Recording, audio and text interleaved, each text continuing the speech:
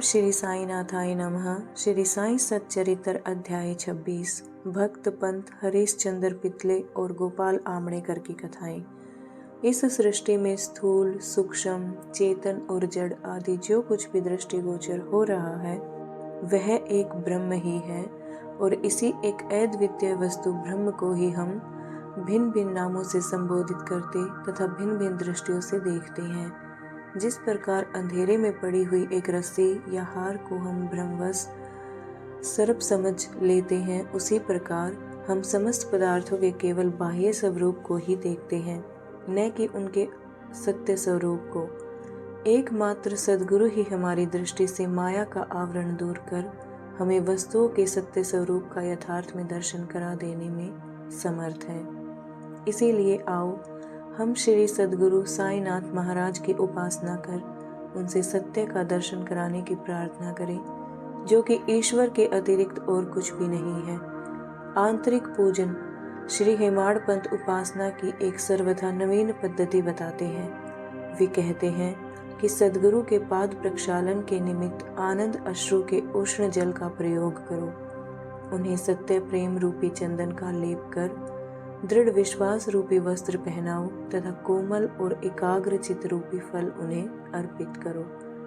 भाव रूपी बुक्का उनके श्री मस्तक पर लगा भक्ति की कफनी बांध अपना मस्तक उनके चरणों पर रखो। इस प्रकार श्री साईं को समस्त आभूषणों से विभूषित कर उन्हें अपना सर्वस्व निछावर कर दो। उष्णता दूर करने के लिए भाव की सदा चवर ढुलाओ। इस प्रकार आनंददायक पूजन कर उनसे प्रार्थना करो, हे प्रभु साईं, हमारी प्रवृत्ति अंतर्मुखी बना दो, सत्य और असत्य का विवेक दो तथा सांसारिक पदार्थों से आसक्ति दूर कर हमें आत्मा अनुभूति प्रदान करो। हम अपनी काया और प्राण आपके श्री चरणों में अर्पित करते हैं। हे प्रभु साईं, तुम मेरे नेत्रों को अपने नेत्र बना लो ताकि हमें सुख और दुख का अनुभव ही न हो। हे साईं, मेरे शरीर और मन को तुम अपनी इच्छा अनुकूल चलने दो तथा मेरे चंचल मन को अपने चरणों की शीतल छाया में विश्राम करने दो। अब हम इस अध्याय की कथाओं की ओर आते हैं। भक्त पंत। एक समय एक भक्त जिनका नाम पंत था और एक अन्य सद्गुरु के शिष्य थे। उन्हें शिरडी पधारने का सौभाग्य प्राप्त हुआ।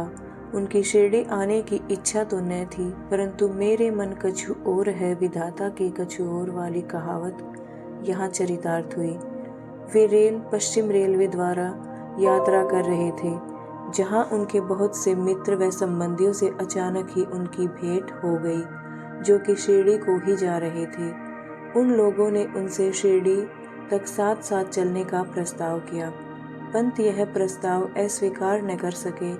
तब वे लोग बंबई में उतरे और पंत विरार में उतर अपने सद्गुरु से शिरडी प्रस्थान करने की अनुमति लेकर तथा आवश्यक खर्च आदि का प्रबंध कर सब लोग शिरडी को एक साथ रवाना हो गए। प्रातःकाल वहां पहुंच गए और लगभग 11 बजे मस्जिद को गए।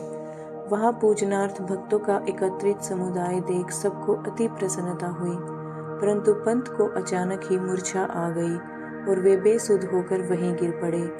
तब सब लोग भयभीत होकर उन्हें स्वस्थ करने के समस्त उपचार करने लगे। बाबा की कृपा से और मस्तक पर जल के छींटे देने से वे स्वस्थ हो गए और ऐसे उठ बैठे जैसे कि कोई नींद से जागा हो।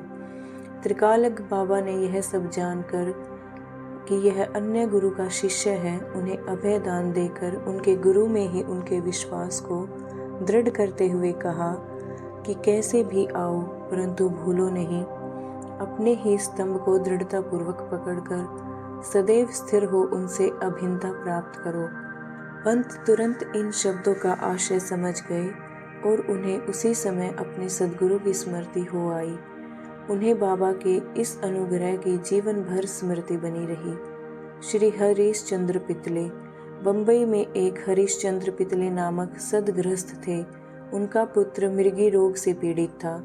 उन्होंने अनेक प्रकार की देशी व विदेशी चिकित्साएं कराई, परंतु उनसे कोई लाभ न हुआ। अब केवल यही उपाय शेष रह गया था कि किसी संत के चरण कमलों की शरण ली जाए। 15वें अध्याय में बतलाया जा चुका है कि श्री दास गणों के सुमधुर कीर्तन से श्री साईं बाबा की कीर्ति बम्बई में अधिक फैल चुकी थी। पितले ने भी सन 1910 में उनका कीर्तन सुना और उन्हें ज्ञात हुआ कि श्री साईं बाबा की केवल कर स्पर्श तथा दृष्टि मात्र से ही असाध्य रोग भी समूल नष्ट हो जाते हैं। तब उनके मन में भी श्री साईं बाबा के शुभ दर्शन की तीव्र इच्छा जागृत हुई। यात्रा का प्रबंध कर भेंट देने हेतु फलों की टोकरी लेकर पत्नी और बच्चों सहित वे शिरडी पधारे। मस्जिद पहुंचकर उन्होंने चरण वंदना की और अपने रोगी पुत्र को उनके श्री चरणों में डाल दिया। बाबा की दृष्टि उस पर पड़ते ही उसमें एक अविचित्र परिवर्तन हो गया। बच्चे ने आंखें फेर दी और बेसुध होकर गिर पड़ा। उसके मुंह से झाग निकलने लगी तथा शरीर पसीने से भीग गया और ऐसी आशंका होने लगी कि उसके प्राण निकलने ही वाले हैं। यह देखकर उसके माता पिता अत्यंत निराश होकर घबराने लगे। बच्चे को बहुधा थोड़ी मूर्छा तो अवश्य आ जाया करती थी, परंतु यह मूर्छा दीर्घ काल तक रही। माता की आंखों से आंसुओं की धारा बह रही थी और वह दुखग्रस्त हो आर्तनाद करने लगी कि मैं ऐसी स्थिति में हूँ जैसे कि एक व्यक्ति चोरों के डर से भागकर किसी घर में प्रविष्ट हो जाए और वह घर ही उसके ऊपर गिर पड़े। तब बाबा ने सांत्वना देते हुए कहा कि इस प्रकार प्रलाप न कर धैर्य धारण करो, बच्चे को अपने निवास स्थान पर ले जाओ, वह आधा घंटे के पश्चात होश में आ जाएगा। तब उन्होंने बाबा के आदेश का तुरंत पालन किया। बाबा के वचन सत्य निकले। जैसे ही उसे वाड़े में लाए कि बच्चा स्वस्थ हो गया और पितले परिवार, पति, पत्नी व अन्य सब लोगों को महान हर्ष हुआ और उनका संदेह दूर हो गया। श्री पितले अपनी धर्म पत्नी सहित बाबा के दर्शनों को आए और अति विनम्र होकर आदर पूर्वक चरण वंदना कर पाद सेवन करने लगे। मन ही मन वे बाबा को धन्यवाद दे रहे थे। तब बाबा ने मुस्कुराकर कहा कि क्या तुम्हारे समस्त विचार और शंकाएं मिट गई? उन्हें जिन्हें विश्वास और धैर्य है उनकी रक्षा श्री हरि अवश्य करेंगे। श्री पितले एक धनाढ्य व्यक्ति थे, इसीलिए उन्होंने अधिक मात्रा में मिठाई बांटी और उत्तम फल तथा पान बीड़े बाबा को भेंट किए। श्रीमती पितले सात्विक वृत्ति की महिला थी। वे एक स्थान पर बैठकर बाबा की ओर प्रेम पूर्वक दृष्टि से निहारा करती थी। उनकी आंखों से प्रसन्नता के आंसू गिरते थे। उनका मृदु और सरल स्वभाव देखकर बाबा अति प्रसन्न हुए। ईश्वर के समान ही संत भी भक्तों के अधीन हैं। जो उनकी शरण में जाकर उनका अनन्य भाव से पूजन करते हैं, उनकी रक्षा संत अवश्य करते हैं। शिरडी में कुछ दिन सुखपूर्वक व्यतीत कर पितले परिवार ने बाबा के समीप मस्जिद में जाकर और चरण वंदना कर शिरडी से प्रस्थान करने की अनुमति मांगी। बाबा ने उन्हें ओदी देकर आशीर्वाद दिया। पितले को पास बुलाकर वे कहने लगे, बापू, पहले मैंने तुम्हें 2 रुपए दिए थे और अब मैं तुम्हें 3 रुपए देता हूँ। इन्हें अपने पूजा गृह में रखकर नित्य इनका पूजन करो, इससे तुम्हारा कल्याण होगा। श्री पितले ने उन्हें प्रसाद स्वरूप ग्रहण कर बाबा को पुनः साष्टांग प्रणाम किया और आशीष के लिए प्रार्थना की। उन्हें ये विचार भी आया कि प्रथम अवसर होने के कारण मैं इसका अर्थ समझने में असमर्थ हूँ कि 2 रुपए मुझे उन्होंने पहले कब दिए थे। वे इस बात का स्पष्टीकरण चाहते थे, परंतु बाबा मौन ही रहे। बम्बई पहुंचने पर उन्होंने अपनी वृद्ध माता को शिरडी की विस्तृत वार्ता सुनाई और उन 2 रुपयों की समस्या भी उनसे कही। उनकी माता को भी पहले पहल तो कुछ समझ में न आया, परंतु पूरी तरह विचार करने पर उन्हें एक पुरानी घटना की स्मृति हो आई, जिसने यह समस्या हल कर दी। उनकी वृद्ध माता कहने लगी कि जिस प्रकार तुम अपने पुत्र को लेकर श्री साईं बाबा के दर्शनार्थ गए थे, ठीक उसी प्रकार तुम्हें लेकर तुम्हारे पिता अनेक वर्षों पहले अक्कलकोट महाराज के दर्शनार्थ गए थे। महाराज पूर्ण सिद्ध, योगी, त्रिकालज्ञ और बड़े उदार थे। तुम्हारे पिता परम भक्त थे, इस कारण उनकी पूजा स्वीकार हुई। तब महाराज ने उन्हें पूजनार्थ 2 रुपए दिए, जिनकी उन्होंने जीवन पर्यंत पूजा की। उनके पश्चात उनकी पूजा यथाविधि न हो सकी और वे रुपए खो गए। कुछ दिनों के उपरांत उनकी पूर्ण विस्मृति भी हो गई। तुम्हारा सौभाग्य है जो श्री अक्कलकोट महाराज ने साईं रूप में तुम्हें अपने कर्तव्यों और पूजन की स्मृति कराकर आपत्तियों से मुक्त कर दिया है। अब भविष्य में जागरूक रहकर समस्त शंकाएं और सोच विचार छोड़कर अपने पूर्वजों को स्मरण कर रिवाजों का अनुसरण कर उत्तम प्रकार का आचरण अपनाओ।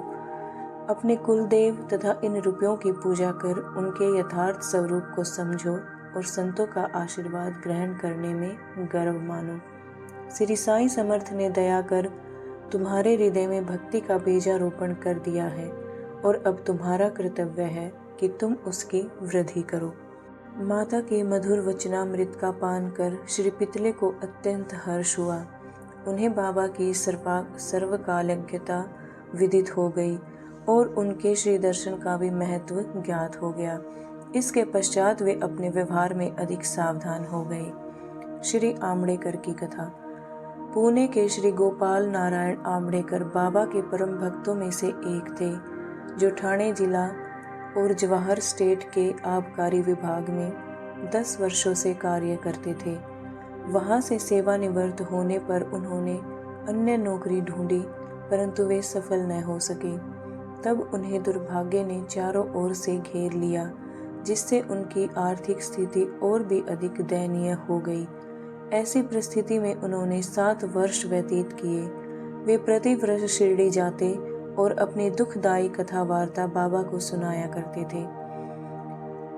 एक समय उनकी स्थिति और अधिक चिंताजनक हो गई। तब उन्होंने शिरडी जाकर आत्महत्या करने की ठानी। इसीलिए वे अपनी पत्नी को साथ लेकर शिरडी आए और वहां 2 मास तक ठहरे।